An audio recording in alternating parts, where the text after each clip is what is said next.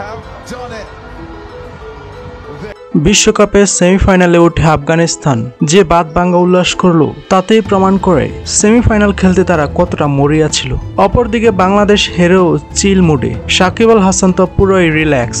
বিশ্বকাপে সাকিব ব্যাট হাতে রান করেছেন মাত্র 111 রান এবং বল হাতে উইকেট নিয়েছেন মাত্র 3টি। অনেকেই সাকিবের টি-20 ক্যারিয়ার সমাপ্তি দেখছেন, তবে সাকিব আল হাসান জানিয়েছেন এখনই তিনি টি-20 থেকে অবসর নিতে চান না। তবে বাংলাদেশের এই হারে কোনোভাবেই মানতে পারছেন না ধারাভাষ্যকার আতহার আলী। অন্য ধারাভাষ্যকাররা যখন আফগান জয়ের জয়ধ্বনি দিচ্ছিলেন তখন একেবারেই ব্যঙ্গে পড়েন আতহার আলী। আসলে তিনি ভেবেই পাচ্ছিলেন না কি থেকে কি হয়ে গেল। ঠিক এরপরে সাকিব আল হাসানের দিকে ক্যামেরা ধরতেই দেখা যায় একেবারেই রিল্যাক্স, হাসি খুশি। ব্যাপারটা খুবই দুঃখজনক। আমরা যাদেরকে বিশ্বসেরা বলে গর্ববোধ করি তারা কি সত্যি দেশের কথা চিন্তা করে? কি বলবো, তারা তো সেমিফাইনালের জন্য মাঠেই নামেনি।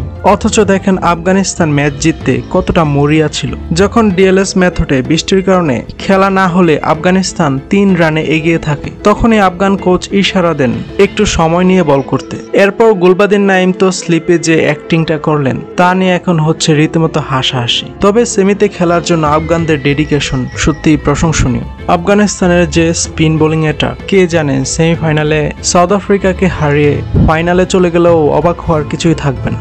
আর আমরা শুধু দেখেই যাব, কারণ আমাদের টার্গেট তো আবার নেক্সট ওয়ার্ল্ড কাপ। মাথায় আপনাদের বুঝতে হবে সবসময় আমাদের টার্গেট কিন্তু next world cup, not this world cup.